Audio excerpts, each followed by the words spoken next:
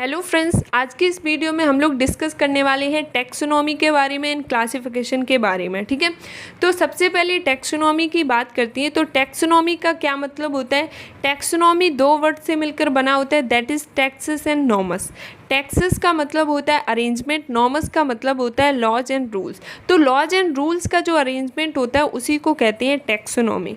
Taxonomy basically biological science की एक branch होती है जिसमें हम लोग बायोलॉजिकल क्लासिफिकेशन की प्रैक्टिस करते हैं। ठीक है, to understand the diversity of organism. ठीक है, तो ऑर्गेनिज्म की डाइवर्सिटी को समझने के लिए हम लोग क्लासिफिकेशन की प्रैक्टिस करते हैं।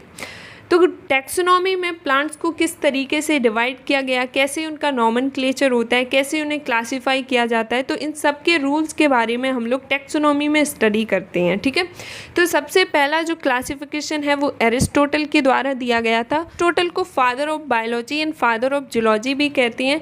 इन्होंने जो क्लासिफिकेशन दिया था वो प्लांट्स के मॉर्फोलॉजिकल कैरेक्टर के बेसिस पे था। तो इन्होंने प्लांट्स के मॉर्फोलॉजिकल कैरेक्टर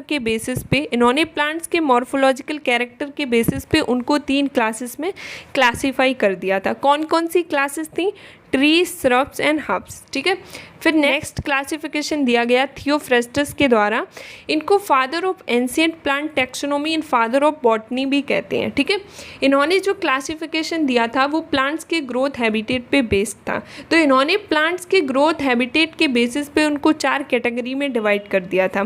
कौन कौन सी कैटेगरी थी? That is tree, shrubs, under shrubs and herbs. ठीक है, तो ये क्लासिफिकेशन इनका ग्रोथ हैबिटेट के बेसिस पे था। तो जिसकी सबसे ज़्यादा हाइट ग्रोथ हो रही थी उनको ट्री में रखा इन्होंने, उससे कम श्रब्स में, उससे कम अंडर श्रब्स में, उससे कम हर्ब्स में रखा। ये क्लासिफिकेशन आर्टिफिशियल क्लासिफिकेशन था और इन्होंने कुछ टर्म्स को भी प्रपोज किया था जैसे कि एनुअल, वेनियल एंड पेरिनियल। ठीक है, नेक्स्ट क्लासिफिकेशन है कैरोलस लीनियस के द्वारा। His real name was Carl von लिन।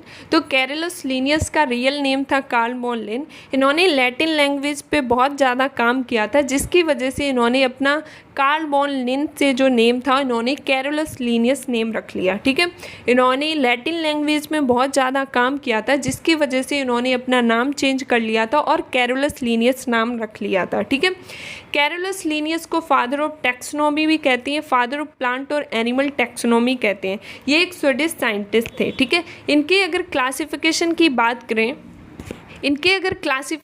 बात करें तो लीनियस ने 2 किंगडम सिस्टम क्लासिफिकेशन दिया था जिसमें उन्होंने प्लांट और एनिमल्स को 2 किंगडम में डिवाइड किया था, किंगडम प्लेंटी और किंगडम एनिमिलिया। इनका जो क्लासिफिकेशन था वो स्टामेन और कार्पल पे बेस्ड था।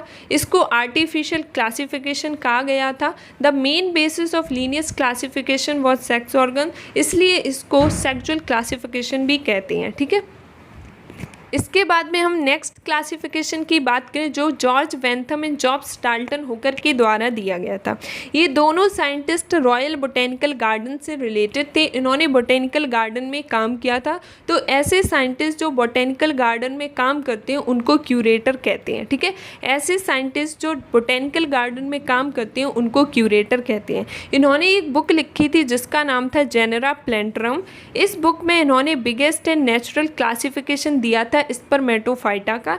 स्पर्मेटोफाइटा का मतलब होता है ऐसे प्लांट जिनमें सीड्स प्रेजेंट हो, that is plants with seeds. ठीक है, इन्होंने स्पर्मेटोफाइटा को 3 क्लासेस में डिवाइड किया था, डाइकोटिलिडनी, जिम्नोस्पर्मी एंड मोनोकोटिलिडनी। ठीक है, फिर डाइकोटिलिडनी को इन्होंने 3 सब क्लासेस में डिवाइड किया, पॉलीपेटेली, गैमोपेटेली एंड मोनोक्लेमाइडी। ठीक है, इन्होंने डिवीजन स्पर्मेटोफाइटा को 3 क्लासेस में डिवाइड किया, डाइकोटिलिडनी जिसमें 165 फैमिलीज आती हैं, जिम्नोस्पर्मी जिसमें 3 फैमिलीज आती हैं, मोनोकोटिलिडनी जिसमें 34 फैमिली एग्जिस्ट करती हैं। ठीक है, डाइकोटिलिडनी की 3 सब क्लासेस होती हैं, पॉलीपेटेली, गैमोपेटेली एंड मोनोक्लेमाइडी।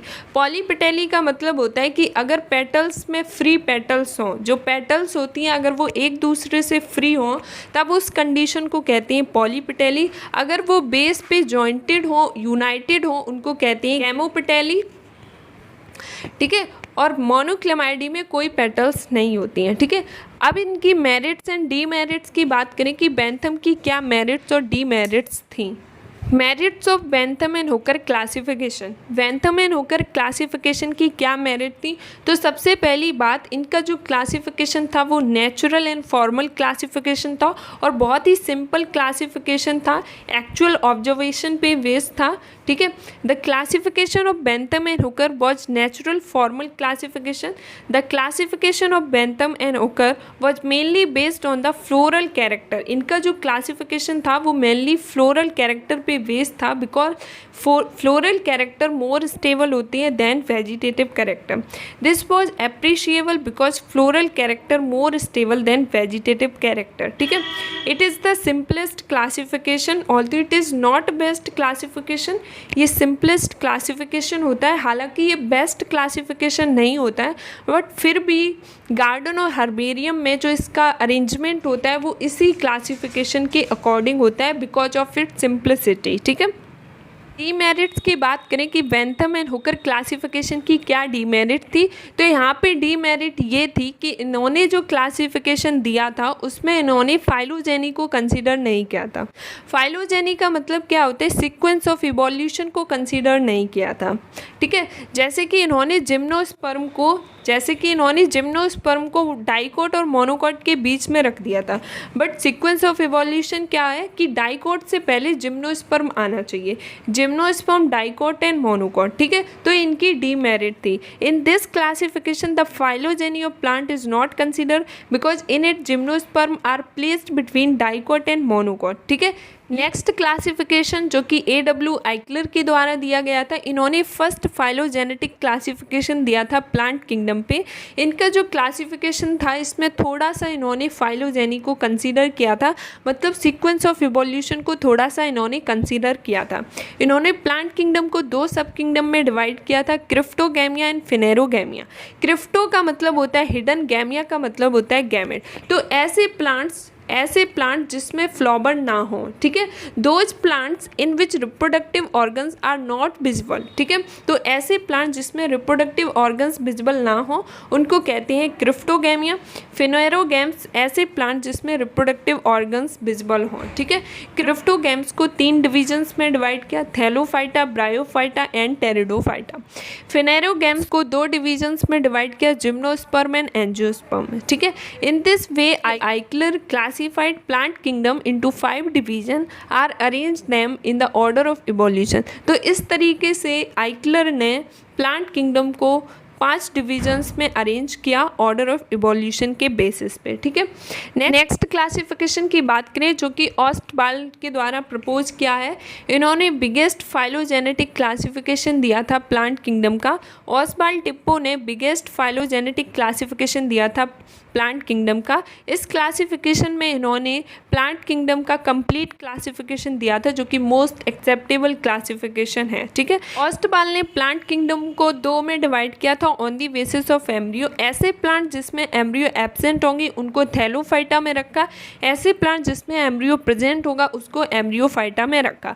फिर एम्ब्रियोफाइटा को फर्दर डिवाइड कर दिया on the basis of vascular tissue, मतलब कि ऐसे प्लांट जिसमें वेस्कुलर टिश्यू प्रेजेंट होंगे उनको ट्रैकिडोफाइटा में रखा और जिसमें एब्सेंट होंगे उनको एट्रेकिटा में रखा। ठीक है, जैसे कि ब्रायोफाइट्स ये नॉन वेस्कुलर प्लांट होते हैं। ठीक है, इसके बाद में आता है R.H. Whittaker classification. R.H. Whittaker ने 5 किंगडम क्लासिफिकेशन दिया था, इसको हम पहले भी डिस्कस कर चुके हैं। इन्होंने ऑर्गेनिज्म को 5 किंगडम में डिवाइड किया था।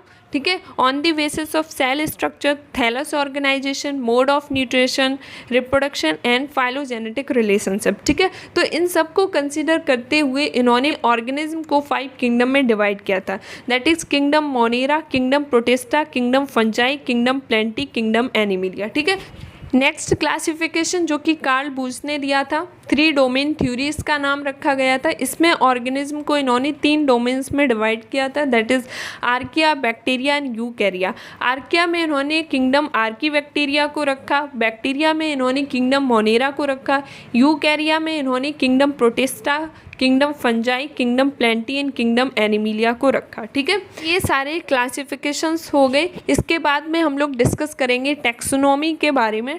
ठीक है, नेक्स्ट वीडियो में।